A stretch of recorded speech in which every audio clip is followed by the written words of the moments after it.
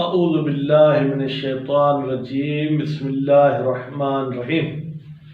فقہ کے تعارف کے حوالے سے واجبات کی میں آپ کے سامنے آپ کی خدمت میں اقسام بیان کر رہا تھا۔ آج 4 قسم آپ کی خدمت میں پیش کروں گا اور اسی کے ساتھ ساتھ فی الحال ہم اس باب کو اور اس موضوع کو بھی آج 11ویں درس پہ ختم کریں گے۔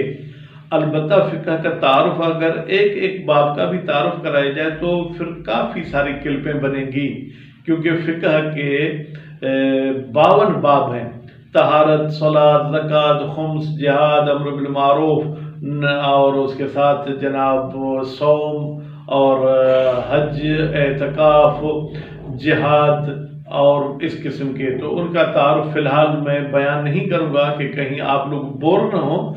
اگر دوستوں کی فرمائش ہوئی تو ان پر بھی مزید بات ہو سکتی ہے۔ آج میں واجب کے 4 قسم آپ کی خدمت میں پیش کروں گا۔ پہلی قسم آج کے درس کے حوالے سے وہ ہے واجب نفسی۔ واجب نفسی اس واجب کو کہتے ہیں جس میں خود میں کوئی ایسی مصلحت ہے کہ اللہ تعالیٰ نے وہ ہم پر لازم قرار دیا ہے، یعنی کسی اور کی وجہ سے واجب قرار نہیں دیا بلکہ خود اس میں فی نفس ہی ایسی کوئی مصلحت ہے۔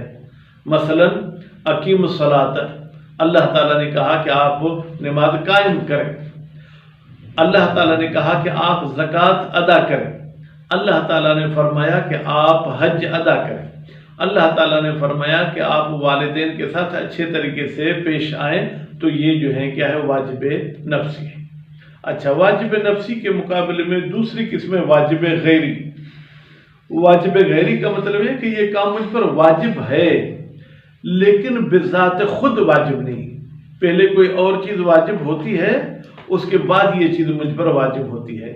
بھائی اس کی کوئی مثال دے سکتے ہیں؟ جی ہاں، جیسے طہارات ثلاث، 3 طہارتیں۔ کون سی؟ وضو، غسل، تیمم۔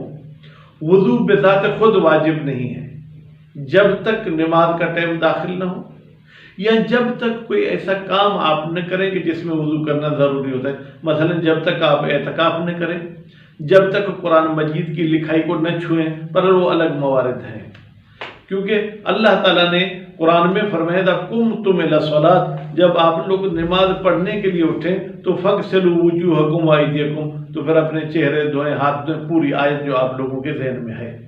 بس وضو کا واجب ہونا بھی قرآن سے ثابت ہے، نماز کا واجب ہونا بھی قرآن سے ثابت ہے، لیکن نماز کسی اور چیز کی وجہ سے واجب نہیں ہوئی ہے، اس لیے اس کو ہم کہیں گے واجب نفسی۔ اور وضو چونکہ نماز کے لیے واجب ہے تو بذات خود واجب نہیں ہے، تو ہم اس کو کہیں گے واجب غیری۔ اسی طریقے سے غسل جنابت ہے، غسل مس میت ہے، عورتوں کے مخصوص غسل ہیں، وہ تب تک واجب نہیں ہوتے جب تک نماز کا ٹائم نہ ہو۔